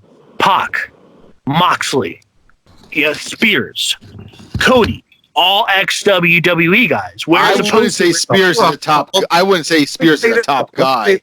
Let me say this. WWE was the only show in town for how many years? Half the freaking wrestlers in the world are ex-WWE guys at some point. Yeah, but what did TNA get criticism for? What did TNA get criticism for? For being the graveyard or the you know, the WWE cast-offs. What's the difference between? And let's face it. Do you think the revival is going to be in AEW in the next couple months, or do you think they re-sign? First off, Tom, are you forgetting that probably 40% of the current WWE roster is all ex-TNA talent? Of course. But back in the day, in the heyday, though. Let me answer your question. I think the Revival are going to re-sign. I think they're playing hardball. I think they're using the AEW as a point to try to get more money and a bigger push. I don't think they're going anywhere. They're WWE grown guys. They were going nowhere before NXT, before they were put together. I think Scott Dawson was doing a Jamie Noble gimmick they had for him with Alexa Bliss. I've seen those videos. I think that the revival's not going to go anywhere. I think they're playing the internet game. I agree, and I think they're also using it for less. Supposedly, they just offered him a contract where they're going to be working less dates. The thing I think the Revival is, I think the Revival are still butthurt for being squashed on the 25th anniversary show. I think they're still kind of playing off of that. I agree, but going back to what I'm saying though is that TNA, they became known as the graveyard for ex-WWE talent, where AEW, it seemed like they wanted to kind of cut a new trail here, be the trailblazers in the industry and do something different where, come on, their talent is eventually going to be filled up with WWE cast-offs, and I'm just not, that's the only point I'm making is because Cody's been so adamant about not being, WWE 2.0 and doing something different. How is it different when they're using these cast-offs from WWE? First off, Pac's been gone from WWE for 2 years before AEW even started. You can't. How long does the stigma of being a WWE guy? To me, the only cast off they have would be Shawn Spears and Moxley, who came right from WWE to AEW. I think Cody's kind of a cast off. He was on the independent scene for 4 years before AEW started. He was, but he was a cast off. He couldn't cut it in WWE. That's why he asked for its release. No, that's not why. He wasn't being treated correctly. I totally disagree. I don't think he was cutting it in WWE. I don't think he was a main event guy. And I think it's worked out better for him. Don't you think? Probably. You're probably right. And, going back to the whole Britt Baker thing, that whole incident where she was shown on NXT TV and kind of Triple H kind of took her back and apologized and stuff and pretty much conceded she's better off in AEW.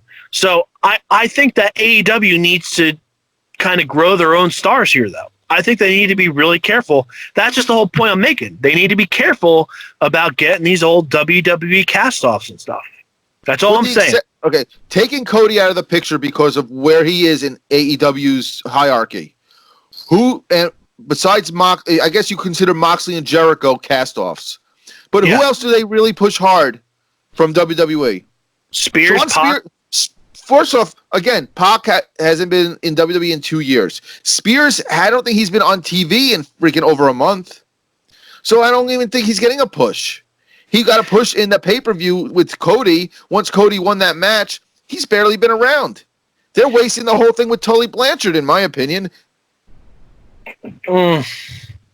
It's just, I don't know. I see too many ex-WWE guys taking the top spots there, and I just think that they're in danger. They're in danger of having that reputation and that perception. Well, it's like Avi said, WWE was the only game in town for 20 years. Everyone's going to be an ex-WWE guy, more or less. Yeah, but how many indie darlings do they have? They talk all this stuff about the indies and stuff. I mean, let's think about it.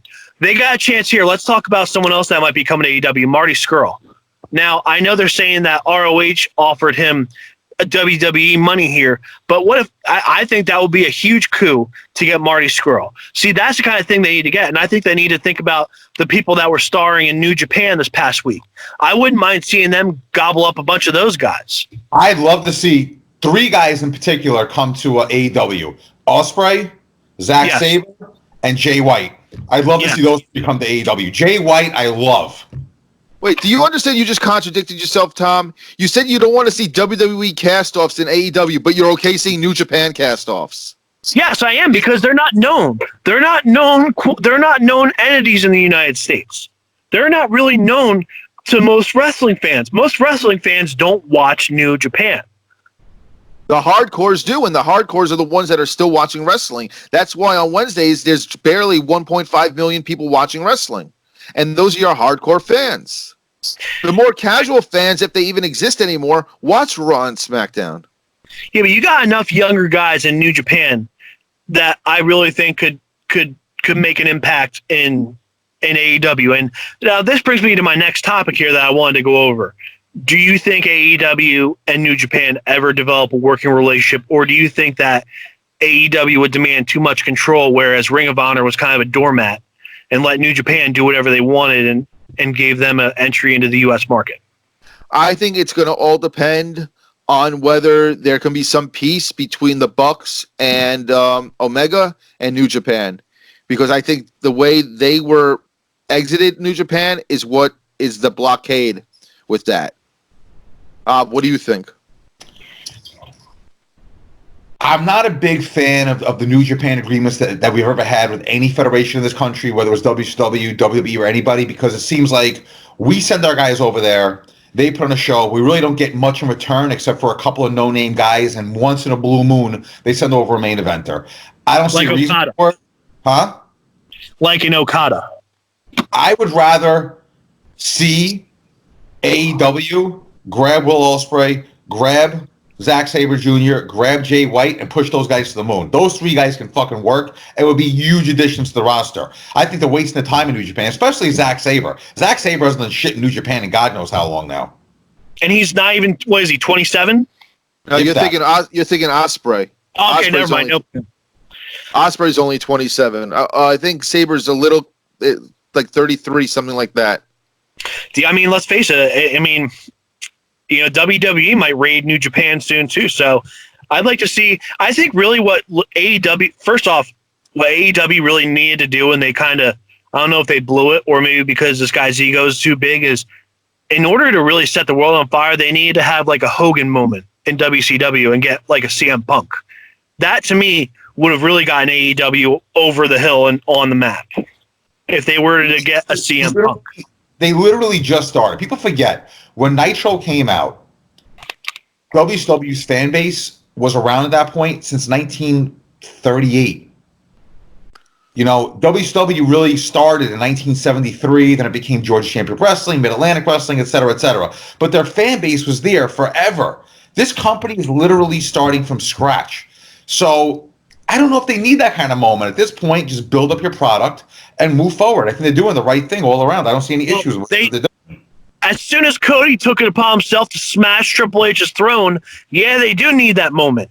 If he didn't do that, and if they weren't going on talking a bunch of shit every chance they got on Triple H and whatnot, then I would say you're right. But he's the one that took it upon himself on the first pay-per-view to get the throne, to get the sledgehammer, and smash it. So as soon as that happens, yeah, you got to back it up. You know, you got to back up what you're saying, and that would have been a perfect opportunity to maybe try to really go hard after a CM Punk and throw him whatever, give him a blank check. Well, Izzy guaranteed Punk was showing up for that pay-per-view, so I don't know what happened. Oh, yeah. Well, Izzy, didn't you just get a job at CNN? It doesn't. CM Punk's coming. You'll see. You're an idiot. He's coming.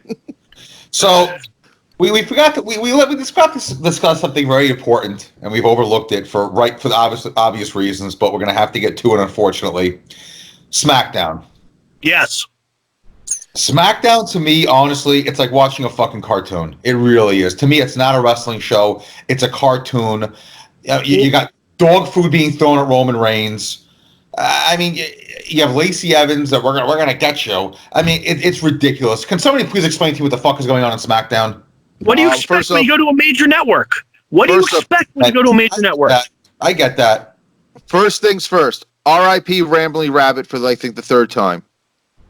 I want to say, rest in peace, Rambling Rabbit. But just remember, snitches get stitches. Listen, outside of Bray Wyatt, there is nothing else on SmackDown worth watching. How about Otis? Heavy Machinery? Big fan of them. I can't leave out Otis. I apologize. But yeah, outside of Otis and Bray Wyatt, I have no other reason to watch SmackDown. I like Miz TV. I think Miz TV has a chance to continue to kind of be the main focal point of SmackDown. I disagree there. And I think if, I know this is kind of like a broken record here. I know it's never going to happen because the higher-ups hate Ziggler. But I think Ziggler would be a great main event guy on SmackDown that could kind of carry it because he's always been very over with the show for whatever reason. Upper management never liked his attitude, so they've kind of shit on him. I think any chance of him being a main event guy is gone. Oh, gone. I think he's got a great role in a tag team with Bobby Roode. I think that them playing second fiddle or a backup to Corbin, as much as you could hate Corbin and all that, and I agree with it. Corbin's horrible, but it's still putting into that whole mentality of building up these stables that we spoke about earlier. Corbin is the prototype of what Vince loves. A big wrestler. He's like 6'8".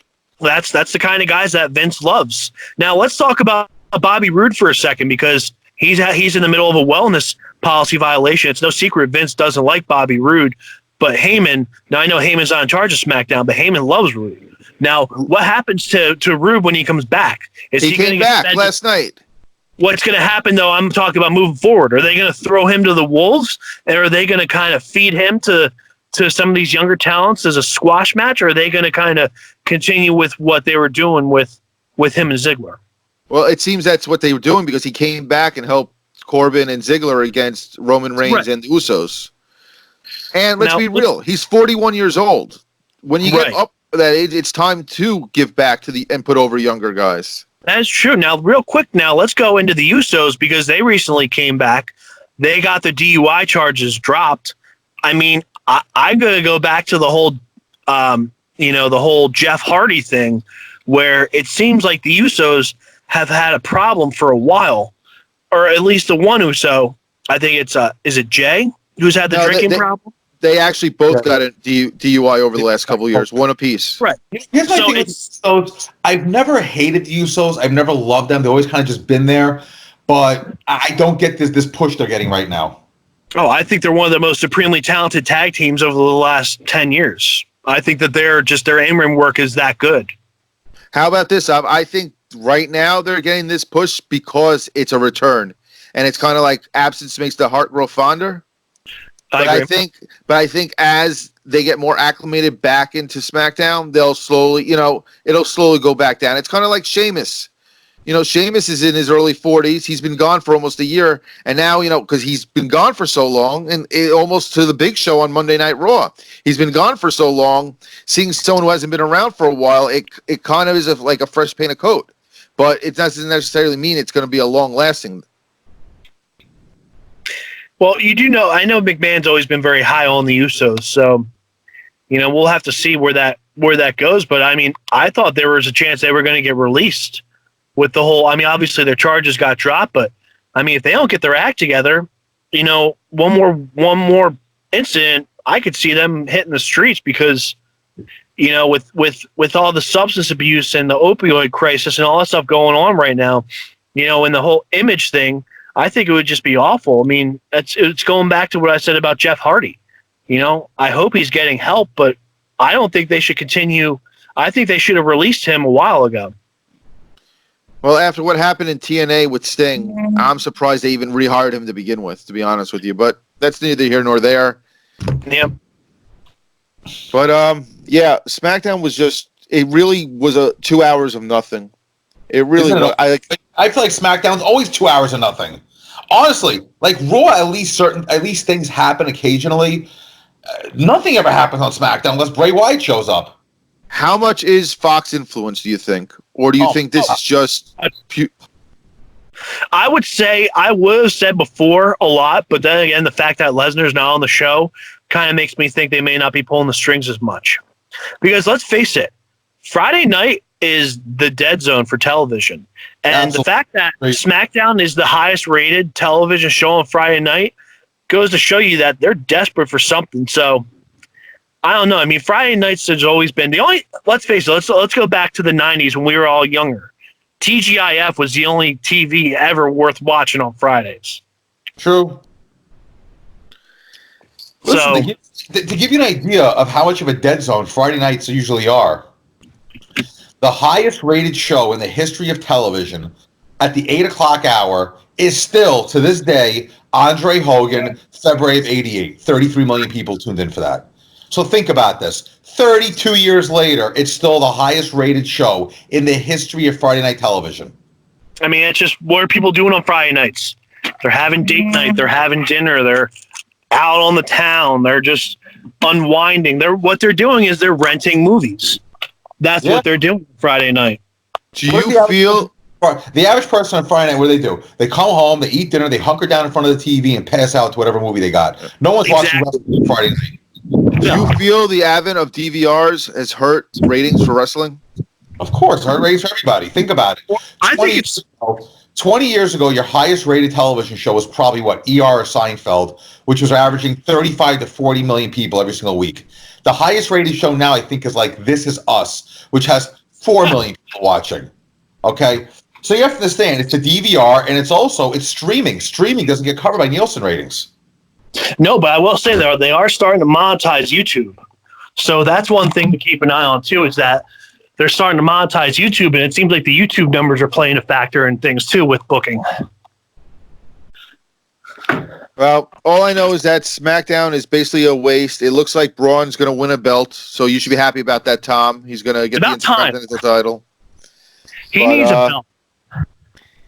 See, I don't think he does. And I'm going to go back to Big Show again. I think the only reason they're bringing Big Show back right now for this little run is I think he's going to go into the Hall of Fame this year. I agree. Speaking of the Hall of Fame, they need to put China in the Hall of Fame this year. She went in with DX. Yeah, but they need to put her in individually. I don't think it's going to happen right now. They need to. Yep. I want to end up with we talk about New Japan real quick. So, did anyone catch any of Wrestle Kingdom? I know Izzy didn't because it's not WWE or TNA, so he doesn't watch it. I watched some of it. I saw the results, obviously. I saw the results. I didn't watch most of it, though. I mean, let's be real. It's 10 hours of wrestling. It's, we work full-time jobs. It's hard to fit in 10 hours during the week. Yeah. So I'll tell you what I was not a fan of. Wasn't a fan of Moxley's match. I thought it was just a glorified hardcore match that wasn't a fan of it. I thought Ospreay stole the show. So I thought him and who was he wrestling? Ospreay steals every show he's on. It seems like he got hurt, though. He did. He broke his ankle. Oh, I would have thought it was been neck. He got dropped on his neck towards the end. It looks like he had a head injury. I think that was Cody this past Wednesday. I thought Cody broke his neck. I thought Cody was dead. Wow. Yeah, that was. I will say, going back, I don't want to get off topic, but another thing we're not covering too is AEW's been kind of a botch fest. I think it's more like the referees making mistakes, and it's so much there's been botches. I mean, let's be real. We want to talk botch fest. WWE has botches every week too. Of course. I mean, there's literally videos upon videos of it. You have a girl named Botcha Banks. End of story. I think the one thing I didn't like about Wrestle Kingdom is I felt that they could have given Liger a singles match to end his career. I agree. Instead of these tag matches. I mean, he didn't have to go over because that's the old school way. Is you do the honors on your way out. But I feel like he should have had a more high profile singles match to end his career. I'm gonna agree with that. But going back to I'd be more inclined to not sending Moxley to Japan to have these hardcore matches than worrying about house shows. Talking about what chances of getting injured. That's what happened last time. And it screwed up the Omega matches because he got hurt. His elbow got hurt in Japan. But Naito, 2-belt Naito now. Damn. Now, does Naito become a transitional champion, or do you think he's going to have a long run of? Honestly, the way those guys book over there, who the hell knows? I mean, who would have thought Moxley was going to lose the belt as quickly as he did over there? Who would have thought Jay White would lose the belt as quickly as he did over there? I want Jay White out of there. They are wasting Jay White over there. I want to see him in AEW. Jay White?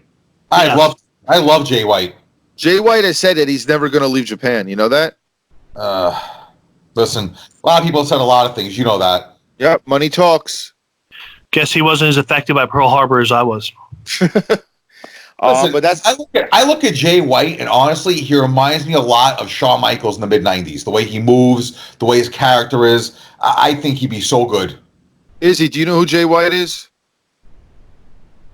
I do, but again, I'm not a New Japan fan. I try to watch it with you guys. I personally think that New Japan, I will give them this. They revolutionized today's style of wrestling. You could agree to disagree, but I think next team AEW are the future of what wrestling's going to look like in the next 10 years, for the next 10 years, because of New Japan, mixed with the American style, obviously. See, New Japan is very rigid. Their booking is very rigid because they book years in advance. Yes. I mean, these guys leaving New Japan, I mean, you hear the story about how Anderson and Gallows, when they left, and AJ Styles left New Japan, that totally screwed the book up for a while there because, they're, for example, in WWE or whatever, their storylines go to, say, WrestleMania, where New Japan, their storylines go out years in advance. So, it's tough to say. Listen, WWE's lucky if their storylines can last week to week, let alone years. So, I agree. Have you been disappointed with Heyman? It depends, because remember, no matter what anyone wants to say, in the end, Avi, who books WWE? Only one man and one man only, Vincent Kennedy McMahon. So, Heyman could have, the most amazing show. If Vince comes in and just rips up the script, it ain't going to matter what Paul Heyman does. In the end, Vince is the one. This is why any wrestling fan, in my opinion, should hope the XFL succeeds. Because it might give Heyman a little more power to get his actual ideas out there. I'd like to see Triple H more in a prominent role because I think he has his finger on the pulse of today's wrestling industry over anybody. Are you going to watch the NXT UK show on Sunday? Me? No, I'm asking Tom. I'll probably watch rerun of it. I won't watch it live. It's interesting. I don't know if you know this. You know who's actually running WWE UK, NXT UK right now? Yeah, Shawn Michaels just got the promotion. Yep. Shawn Michaels is running the UK version of NXT right now. Now, how about the Dusty Rhodes Tag Team Classic? Who do you see who they're pairing up there? Matt Riddle and Pete Dunne. Yep, the Broserweights, as he said. I heard Pete Dunne. I heard an interesting. I'm going to tell you an interesting story I heard this week about the promo that Matt Riddle had on NXT this week. He did one freehand without a script, and then he recorded one with the script that they gave him. And Triple H said that he loved his freehand one, and that's the one that aired. So they need to let Matt Riddle be Matt Riddle. It's kind of like here's my thing about scripting the guys. If you look in the history of movies, some of the greatest lines in movie history were improv. Yep. Yes. Some of the greatest scenes in movie history were improv. As a matter of fact, there's a whole entire website dedicated, what's on YouTube, to scenes where the people involved in the scene were just having a conversation amongst themselves. The director was testing out the camera and said, you know what? Keep that. That's the scene we're using. So improv does work. But here's the thing. There are certain guys that honestly, improv, not improv, they're going to suck on the mic. I'll give you a perfect example. And I'm basing this on everything I've seen on Twitter, Instagram, and everything else. Seth Rollins. I think the guy's a fucking tool in real life.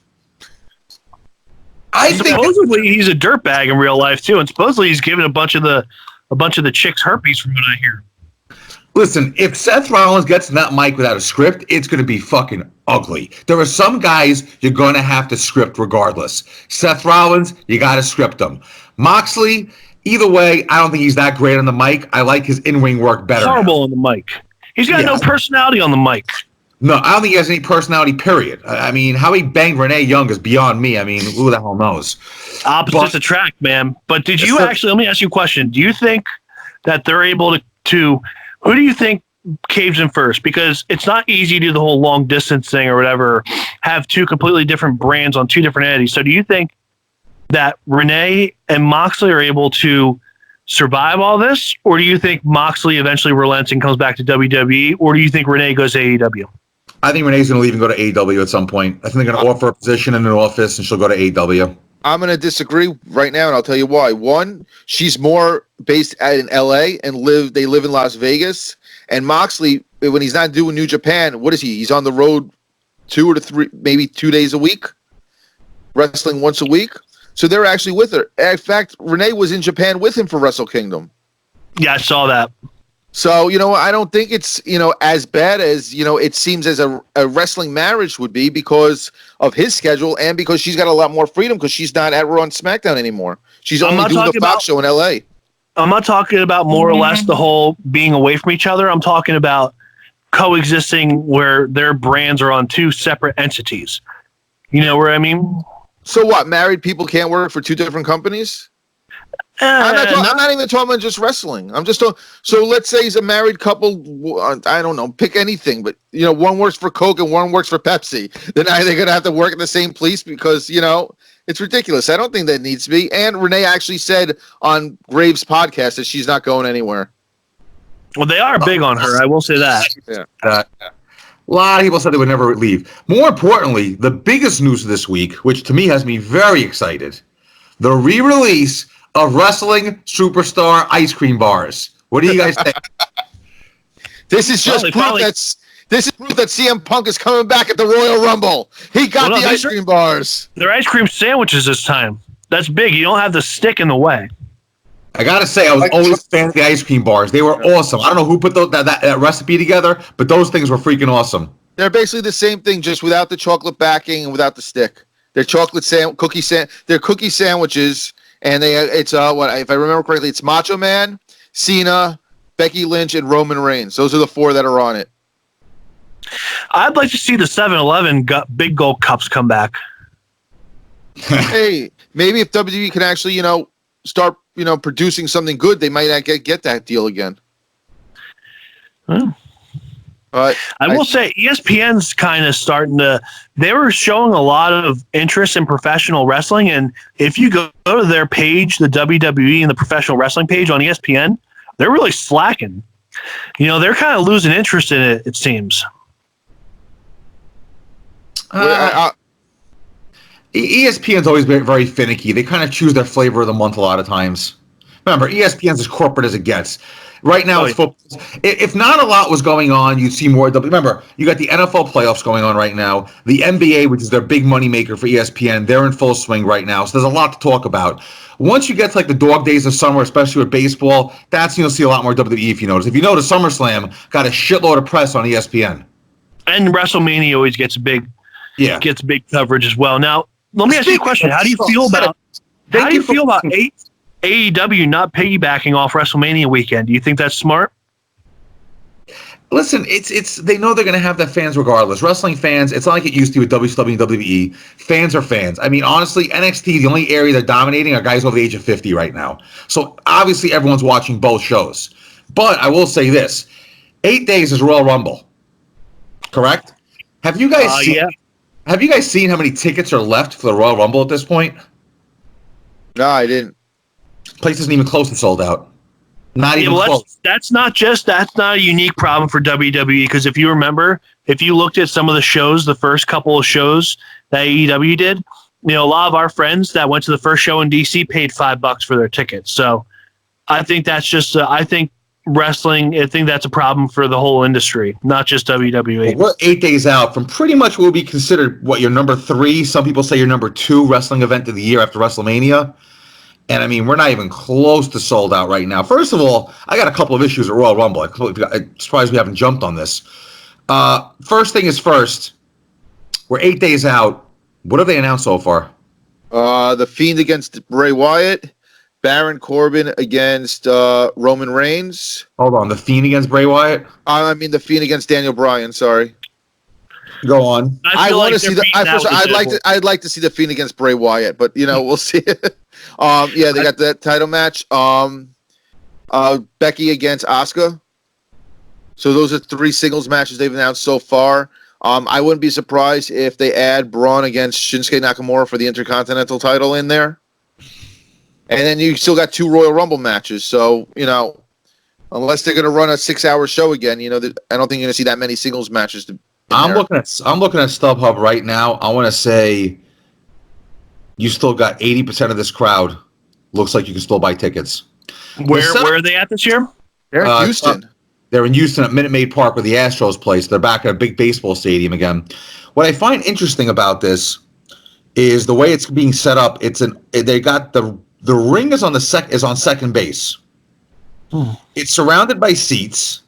You got a long rampway. Looks like coming out of one of the dugouts. So the crowd's going to be basically, you're going to have one hard angle probably showing the entire crowd. You got a couple of seats in the outfield, but not much. So it's a weird setup. It's almost like the way they set up the old shows at Shea back in the day. But there's a lot of seats still left over for this. I've always wondered, you're doing Royal Rumble in a baseball stadium. You do WrestleMania in big football fields. Why has SummerSlam never been in like Yankee Stadium or Fenway Park or anything like that? Because it's the middle of baseball season. You can still do it. They have concerts at those stadiums. Yeah, but concerts are a lot different than what the WWE ring and all that stuff does to a field. I'd like to see them at like the Link in Philadelphia for like a SummerSlam. I agree. The Link, they don't have a problem having concerts and stuff during that time period. Hell, Taylor Swift pretty much lives there in August. So, but the Link would be interesting, yeah. I mean, you don't really got to worry about weather. I mean, except for rain, but you always got to worry about rain when you have an outside, stadium venue. Yeah, it's part of the equation. Yeah. As a matter of fact, Bruce Pritchard always said in his podcast, had WrestleMania 7 taken place like it was supposed to at the Memorial Coliseum, that day it was 50 and raining. And LA never gets rain, so you go figure that out. Yep. But I think that's gonna about wrap us up today. We went pretty long because we had Tom here. Tom, we appreciate it. Izzy, as always, you've added such insight to the conversation. No, hold on, Vern. Hold on, guys. I ain't done. I got a problem here. I got a problem. Now hour 45 minutes in. Now he's got a problem. I don't want to let me get this out there. You guys totally missed when Tom said, and this is one of the biggest sticking points I have, is that he's saying that TNA just wanted to be in small arenas. That's bullshit. They went to house shows. They barely got anything. They had no choice but to be in small. AEW. No, they didn't. Their business model was filming it at the Universal Arena, at Universal Studios. That's what it was. That was their business model. Son, TNA never went to any big stadiums, I'll be honest with you. It's right. No, yeah, I'm not saying they did, but if they really wanted to... I can't think of one major arena TNA ever went to. The Yankee Park, 5,500. That was the most they got. And then after that, they never really got anything after that. They sold out. It was 5,500 is the maximum they could have there. Only time they sold out. And then ever since... I'm telling you, a couple of times where they tried to go big room. Time out. Your audio is terrible. You're killing us. I'm going to tell you right now, TNA's largest domestic attendance was 7,200 fans at the Alamo Dome for lockdown in 2013. So that was their biggest crowd of all time in their entire history. So they basically tried to go to one big arena in their history, basically. Listen, Yep. TNA, their biggest issue was the booking. The talent was there, the booking wasn't. Simple as that. Yeah. I'm just not as bullish on AEW as you are, I guess. Well, like I said, Tom, we appreciate. We'd love to have you back again sometime. Izzy, I thought you were there, but I feel like you weren't there. I don't know. Izzy, you got to fix your audio. What is going on with your audio, Izzy? He's on his phone and he keeps moving around. He's fidgety. What's going on with your audio? I know what happened today. Xfinity's in the area. There's problems with Wi-Fi today, so they're just fixing it. That's all. Next time, I'll just go on my regular 4G and I'll be fine. I think he's deflecting to Verizon. He's a deflector. I'm telling you. On that note, Tom, I want to say, Tom, thank you for your time. You actually were very insightful and a lot of fun to talk to. Hopefully, next time we have a podcast, you're available to come with us again. I'm down anytime you want, fellas. Hey, by the way, is this the guy from Bushkill? Yes, it is. He's Strasburg, baby. Born and bred. I'm sorry. I feel sorry for you. Sorry about that. Had a good childhood. What can I say? Yeah. Well, all right, gentlemen, guys, I'm signing off. All right. Thank you, Tom. Appreciate it. Guys, if you want to let us know what you thought about this 4-man team today, well, more of a 3.5-man team, let us know. WillYouStopPodcast.com. Hit all our social media up there. Avi, thank you for the insight in your bathroom. We loved it. And, thank you. I appreciate the long show today. I'm going to upload this. Izzy left. It's like he was never here to begin with anyway, so you know what? All right, guys. Next time. So I'll talk to you this weekend. Thanks for listening, guys.